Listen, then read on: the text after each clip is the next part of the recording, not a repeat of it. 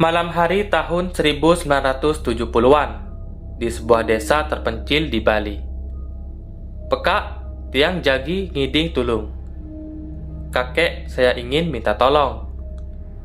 Seorang pria berusia sekitar 40 tahunan berdiri di depan rumah kakek Made. Nak, Ken, kenapa? Kakek Made keluar dari rumah, memasang wajah tertekuk. Ngidang barengin tiang ke sentra.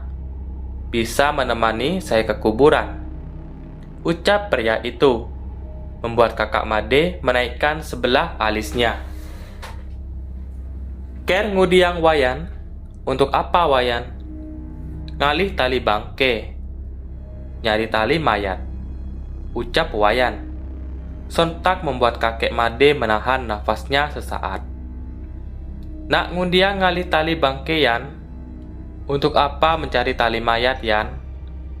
Daripada menjawab pertanyaan kakek Made, wayan malah menarik tangan kakek Made untuk menuju rumahnya. Beberapa saat kemudian, kakek Made telah sampai di rumah wayan yang terlampau sederhana. Dindingnya terbuat dari kayu. Bahkan rumah itu bangunannya sudah miring ke kiri, seperti hendak rubuh. Wayan lantas menuntun kakek Made ke sebuah kamar di rumah itu. Di atas kasur tipis, seorang pria tua dan sangat kurus tergeletak di sana. Tubuhnya benar-benar seperti terdiri dari kulit dan tulang saja. Ditambah kulitnya yang sudah keriput dan menghitam, menambah kesan miris pada pria yang lebih tua dari kakek Made. Kakek Made mengenal orang ini karena mereka satu desa. Sebut saja namanya kakek Winton. Kakek Winton sudah berumur lebih dari 100 tahun. Pria yang sangat tua itu sudah tidak bisa berdiri lagi. Dede, diolah je tulungin awake. Dotsan mati awake ne. Dede, mohon bantu aku. Ingin sekali aku mati, ucap kakek Winton dengan suara serak dan putus-putus. Kakek Made menghela nafas pelan. Berdasarkan desas-desus warga, kakek Winton ini memiliki ilmu yang membuat kakek itu hidup abadi. Mungkin mirip dengan ilmu rawa rontek. Tetapi ilmu kakek Winton ini tidak disebutkan apa namanya. Tulungin ngundiang nebli. Bantu apa beli? Jawab kakek Made. Nangje tulungin iwayan ngalih tali bangke di setra. Nyaman awake nelenang sing ade bani luas ngeliang tali bangke. Yen kene unduke deweke jinsing mati-mati. Awake besing kuat ne. Diolas tulungin nah. Tolong bantu wayan untuk mencari tali mayat di kuburan. Keluarga saya yang lain tidak ada berani yang pergi ke sana. Kalau begini keadaannya, aku tidak akan mati. Aku sudah tidak tahan. Aku mohon bantu ya, ujar kakek Winton dengan mata yang berkaca-kaca. Melihat keadaan kakek Winton, kakek Made menjadi tidak tega. Nah, awake beane ngeliang tali bangke.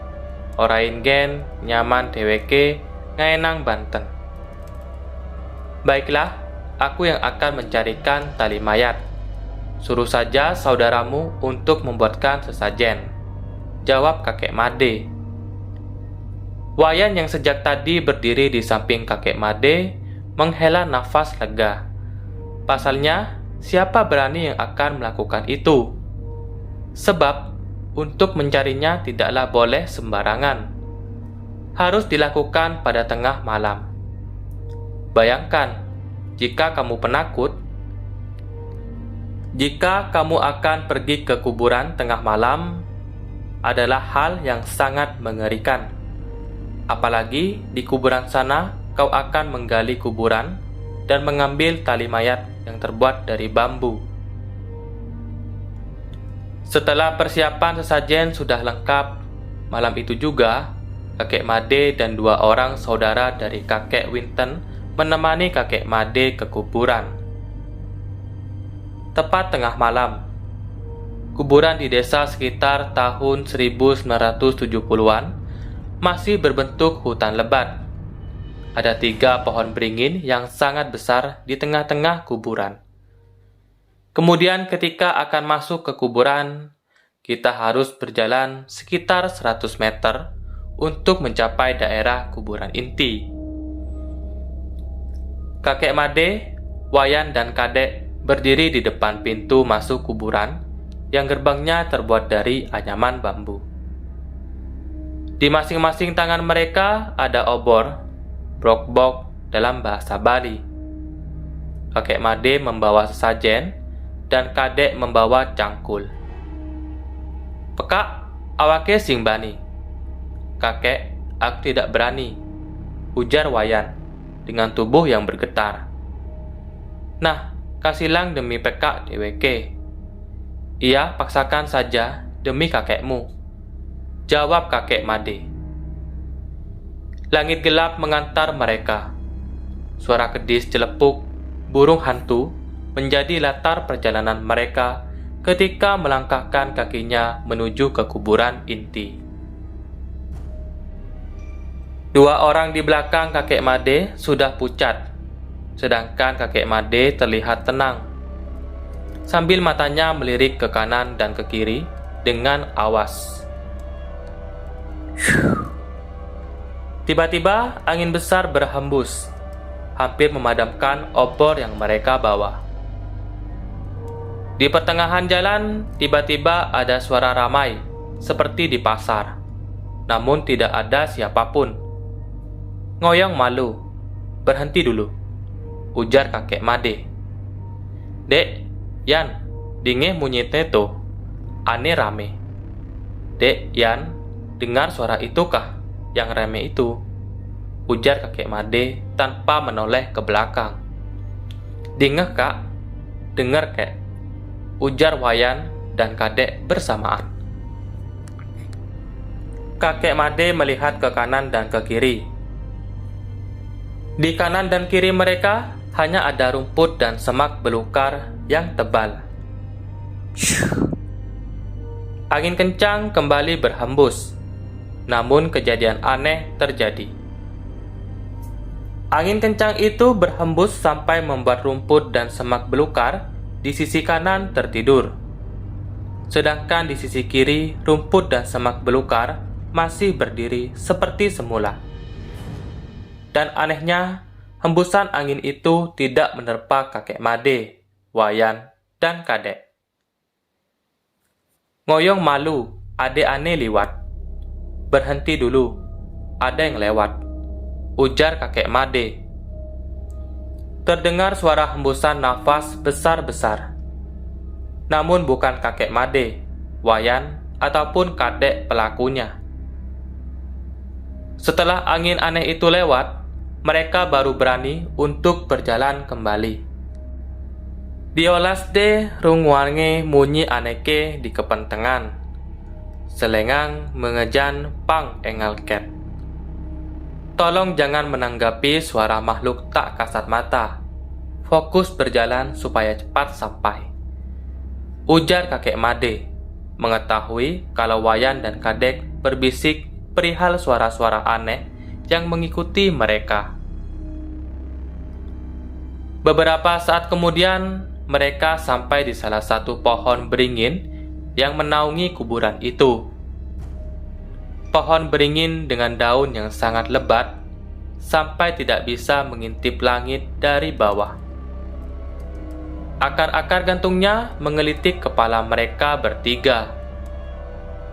Hanya ada cahaya obor mereka di sana. Suasana begitu mencekam. Suara burung hantu semakin keras, dan yang membuat mereka terganggu adalah aroma busuk yang tercium. Kakek Made lantas berdiri di samping salah satu kuburan. "Mai membanten alun Yan, Dek. Kesini, hanturkan sesajen dulu Yan, Dek," ujar kakek Made. Mereka langsung duduk bersila di depan salah satu kuburan, menancapkan obor di tanah, menaruh sesajen di atas kuburan, lalu berdoa meminta izin untuk mencari tali mayat, guna dijadikan sebagai istilahnya obat untuk kakek Winton. Ketika mereka berdoa, mereka kembali mendengar suara bisikan-bisikan, tapi suaranya tidak terdengar jelas. Angin menerpa, gesekan akar gantung beringin membuat mereka bergeridik ngeri. Setelah selesai berdoa, Ken tambah edek. "Mana cangkulnya, Dek?" Kakek Made mengulurkan tangannya. Kadek langsung menyerahkan cangkul itu. Wayan dan Kadek seharusnya membantu, namun tubuh mereka bergetar ketakutan. Alhasil, hanya kakek Made saja yang mencangkul, hingga gulungan tikar yang terbuat dari pandan kering itu terlihat. Aroma busuk langsung menguar dari liang kubur.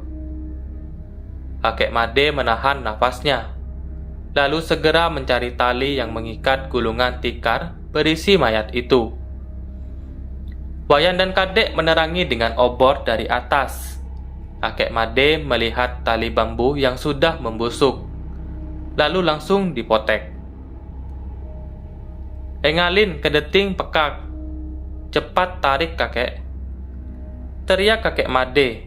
Wayan dan Kadek langsung menggulurkan tangannya dan menarik kakek Made keluar dari liang kuburan. Kakek Made memasukkan tali mayat itu ke dalam sakunya. Lalu Wayan membantu untuk menutup kembali kuburan itu. Ketika pulang, mereka tidak mendapat hambatan atau gangguan lagi. Sampai di rumah Wayan, salah satu keluarga Wayan langsung mengambil air satu gayung untuk melemparkan air itu ke atap rumah. Wayan, Kadek, dan kakek Made langsung membasahi diri mereka dengan air yang menetes dari atap itu.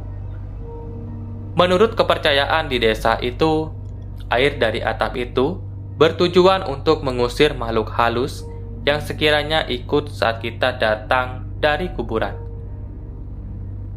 Setelah itu, kakek Made dan Wayan langsung masuk ke kamar kakek Winton.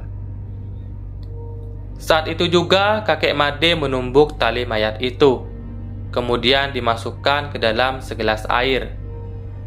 Ketika air itu diminum oleh kakek Winton, beberapa saat kemudian, kakek Winton sudah meninggal dunia. Entah ilmu apa yang digunakan oleh kakek Winton, masih menjadi misteri sampai sekarang.